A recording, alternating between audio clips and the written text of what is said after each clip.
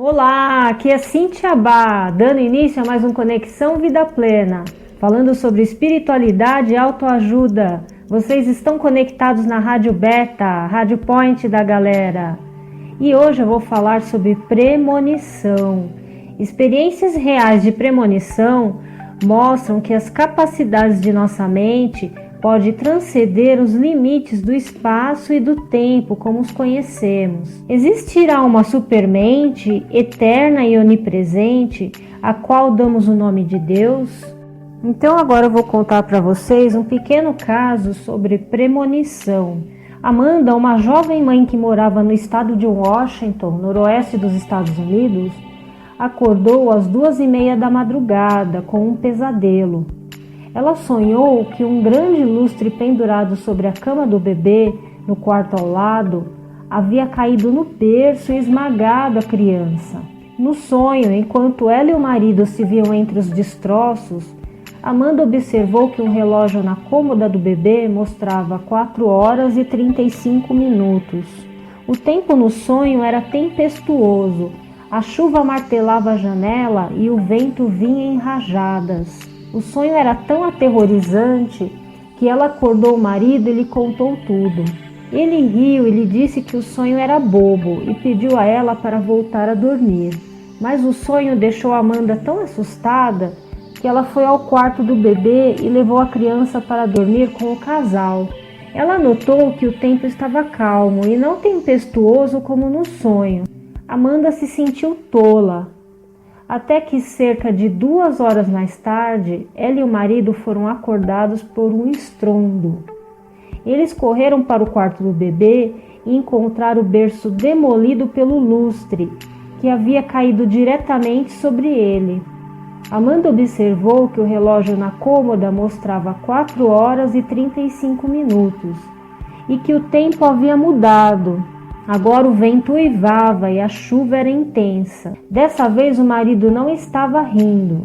O sonho de Amanda era um instantâneo do futuro, descendo até o evento em si, o tempo preciso em que isso iria acontecer e as mudanças no tempo. Premonições assim não são incomuns. Pesquisas mostram que cerca de 3/4 dos americanos experimentam o que eles chamam de percepção extrasensorial, ou ESP na sigla em inglês. As premonições, que muitas vezes ocorrem em sonhos, são comuns entre esses eventos.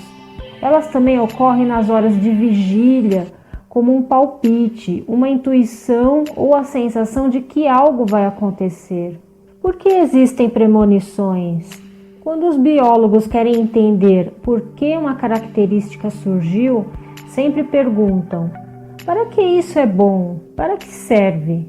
Se um atributo nos ajuda a nos mantermos vivos e a nos reproduzirmos, é provável que ele seja incorporado aos nossos genes e transmitido através de sucessivas gerações. Assim acontece com as premonições. Premonição vem do latim prae, que é antes, e monere, avisar. A premonição é literalmente um aviso prévio, geralmente de algo desagradável, como um desastre natural prestes a acontecer, ou uma ameaça iminente para a nossa saúde. As premonições, portanto, nos ajudam a sobreviver, e a sobrevivência é o grande tema que atravessa as premonições que as pessoas experimentam. É verdade que há temas menores. Por exemplo, as pessoas podem ver os números vencedores da loteria em um sonho. Podem simplesmente saber onde encontrar a última vaga restante para estacionar no centro de uma metrópole. Ou podem intuir o momento exato em que um amigo há muito ausente vai lhe telefonar. Mas incidentes como esses são soterrados por descrições de cair o queixo de pessoas cujas vidas foram salvas pela sua capacidade de ver além do presente. A premonição real pode não ser nada mais do que uma sensação sutil de que algo não está muito certo, levando as pessoas a cancelar uma viagem de avião no dia da sua queda, ou antecipar um perigo de uma curva na estrada a tempo de evitá-lo.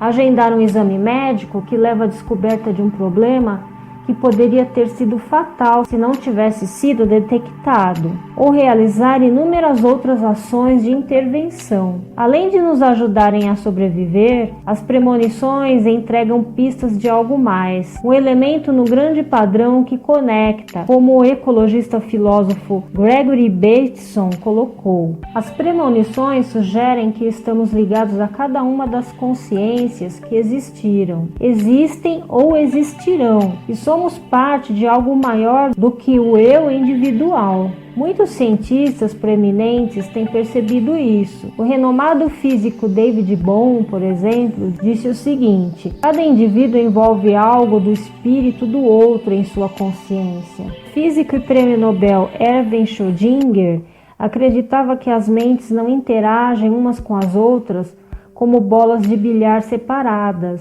mas são, em certos sentidos, unidas em uma só. Para dividir ou multiplicar, a consciência é algo sem sentido, disse ele. Há obviamente apenas uma alternativa, ou seja, a unificação das mentes ou das consciências. Na verdade, existe apenas uma mente. Ao ligarem as mentes através do espaço e do tempo, as premonições revelam a unidade de que esses cientistas falam. Eles sugerem que, em certo sentido, somos infinitos ou não locais no espaço-tempo. Quando sentimos profundamente isso, podemos nos tornar transparentes para o transcendente. Como disse o mitólogo Joseph Campbell, a profunda contribuição espiritual das premonições muitas vezes passa desapercebida por aqueles que consideram apenas uma ferramenta legal para vislumbrar o futuro. Não importa a forma como nomeamos o transcendente, o que importa é que reconhecemos a nossa identidade com ele. A evidência de que o universo como um todo é hospitaleiro para o crescimento da mente. Por isso, é razoável acreditar na existência de um componente mental do universo. Se acreditarmos nesse componente mental do universo, então poderemos dizer que somos pequenos pedaços do aparelho mental de Deus. Gregory Bateson disse: a mente individual é imanente, mas não é só no corpo, é imanente também nas vias e mensagens do lado de fora do corpo.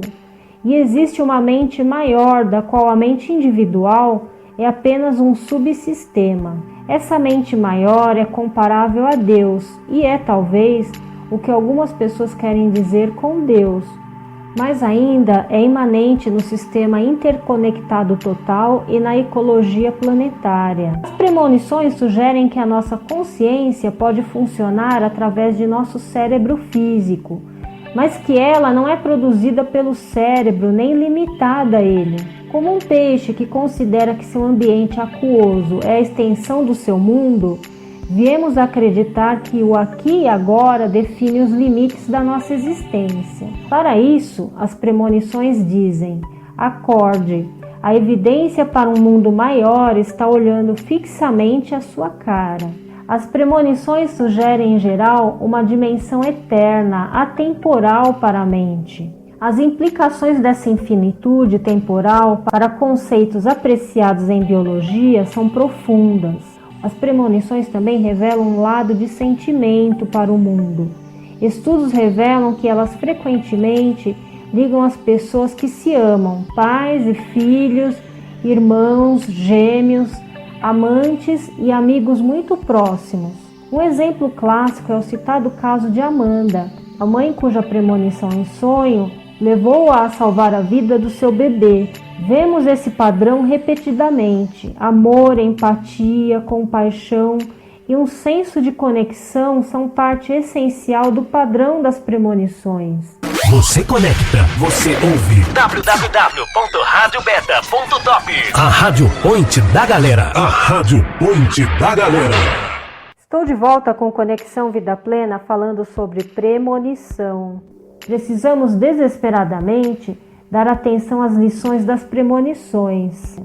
As premonições demonstram uma intimidade mundial de longo alcance baseado na consciência, que em algum nível existe de fato apenas uma mente, uma consciência, Se tentarmos puxar a escada depois de salvarmos a nós mesmos, falharemos. Nem o olho, nem o coração, nem o estômago podem se separar do resto do corpo, nem podemos nos retirar do resto do mundo, que é o nosso corpo coletivo. As premonições implicam que, a fim de salvar a nós mesmos, temos de ajudar os outros, porque nós somos os outros. As premonições sugerem uma revisão da regra do outro, do faça aos outros o que gostaria que fizesse a você. Seja gentil com os outros, porque, em certo sentido, eles são você. Os desafios que nos confrontam, mudança climática, seca, queda no rendimento agrícola, escassez de água e explosões populacionais, vão além de descobrirmos maneiras inteligentes de os superarmos, tão importante quanto as medidas técnicas para isso. Nossa sobrevivência é predominantemente uma questão de aprender a se encaixar no padrão que conecta, para o qual as grandes lições das premonições são um guia.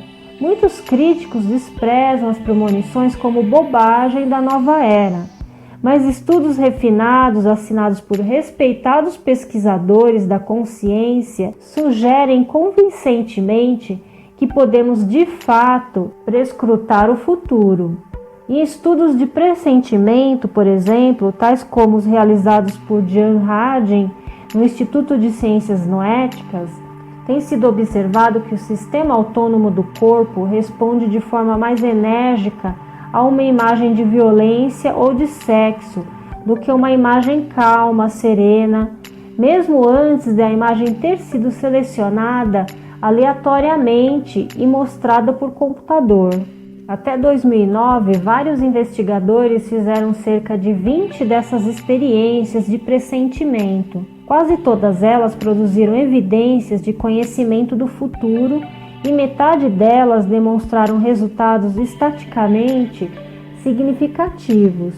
Centenas de estudos sobre a visão remota procognitiva, realizados na Universidade de Princeton, Estados Unidos, e em outros países, indicam que os indivíduos podem pressagiar eventos detalhados até uma semana antes deles ocorrerem. Os pesquisadores Charles O'Norton e Gianni Ferrari, por exemplo, examinaram 309 experimentos de precognição realizados por 62 investigadores, envolvendo 50 mil participantes em mais de 2 milhões de testes.